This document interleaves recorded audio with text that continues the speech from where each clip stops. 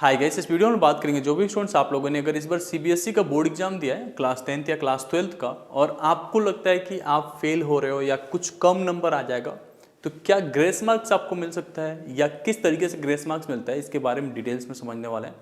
और अगर आपका ग्रेस मार्क्स भी नहीं मिलता है, फेल हो जाते हो, तो क्या क्या ऑप्शंस अवेलेबल होते हैं आपके पास, उसके बारे में भी समझेंगे। तो सबसे पहले समझते हैं ग्रेस मार्क्स मिलता किसको है। तो आप लोग को पहले मैं प्रीवियस ईयर्स के कुछ मार्कशीट दिखा देता हूँ, क्लास 10th के लिए भी और क्लास 12th के लिए भी। तो ये क्लास 10th का मार्कशीट आपको यहाँ पे दिख रहा है।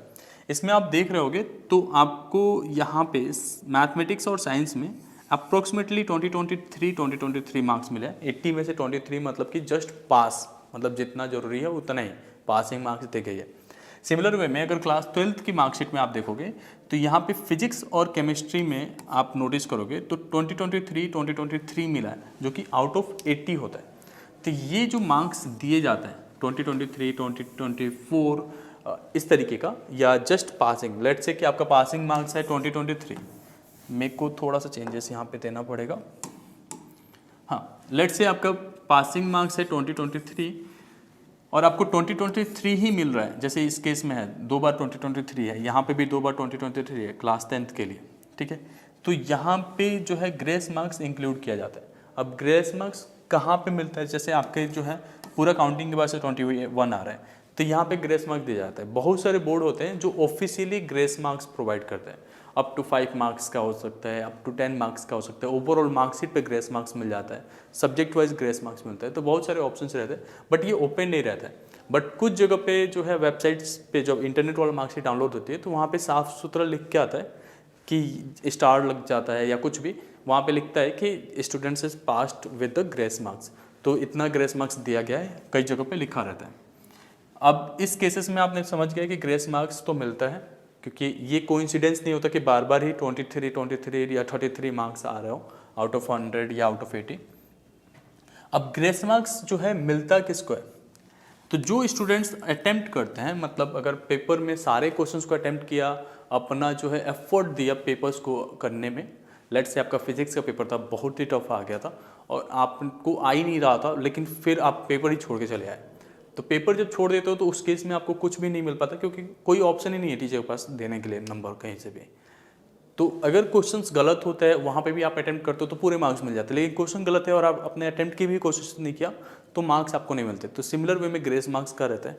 अगर आपने अटेम्प्ट किया है और आप टीचर को रूम दे रहे हो कि यहाँ पे मार्क्स दे दो, तो वो मिल जाता है। टीचर्स भी चाहता होता है कि कैसे भी करके पुश करके ज़्यादा से ज़्यादा मार्क्स आपको दे पाए, लेकिन अगर आपके पेपर में कुछ दिखेगा ही नहीं, आपके आंसर शीट में कुछ रहेगा ही नहीं, तो मार्क्स कहाँ पे मिलेगा। तो ये चीज़ रहता है। तो ग्रेस मार्क्स जो है अप टू आपका, अगर लेट से 23 है पासिंग मार्क्स, अगर 20 के आसपास आ रहे हो तो आपको ग्रेस मार्क्स मिल जाता है। अगर आपके 23 है और 29 के भी आसपास आ रहे हो तो अप टू 4 मार्क्स का भी ग्रेस मार्क्स मिल जाता है। बट कंडीशन ये रहता है यहाँ पे कि आपने जो है कम से कम 4-5 रॉन्ग क्वेश्चंस, मतलब क्वेश्चंस को रॉन्गली अटेम्प्ट तो करा हो कम से कम, जहाँ पे आपने टीचर को रूम दे दिया मार्क्स प्रोवाइड करने के लिए।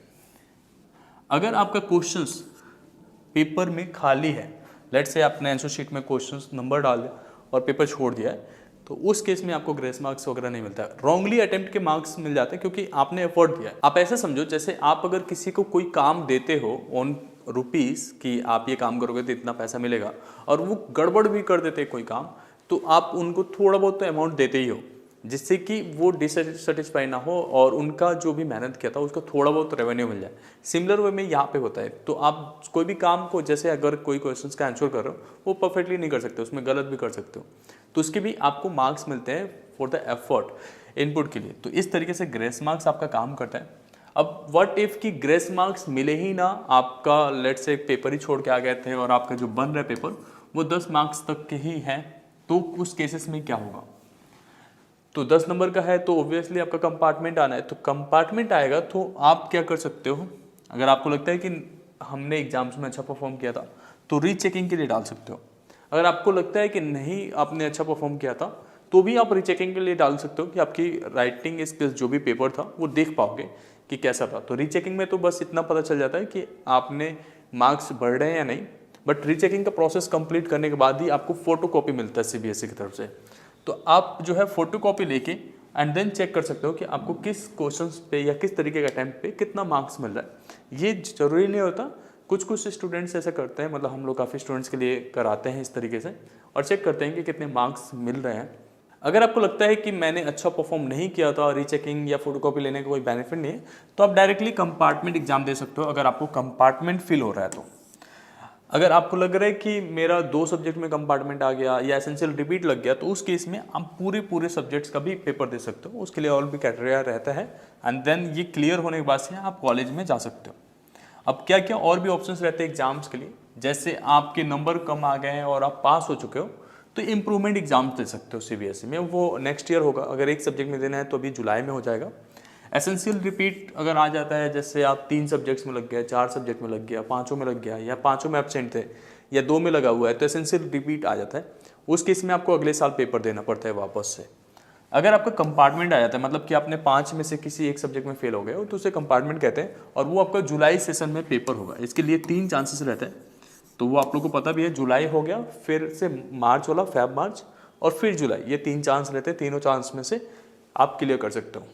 कंपार्टमेंट स्टूडेंट्स चाहें तो सारे सब्जेक्ट्स में अपियर कर सकते हैं, but next year additionals exam दे सकते हो। जैसे अगर आपके पास 6 सब्जेक्ट थे और एक में फेल हो गए थे, तो उसको एडिशनल में आप अप्लाई कर सकते हो अगर वो मैथ सब्जेक्ट है, या अगले साल आप इंप्रूवमेंट में दे सकते हो, या इसी साल जुलाई में भी आप पेपर दे सकते हो उसके लिए।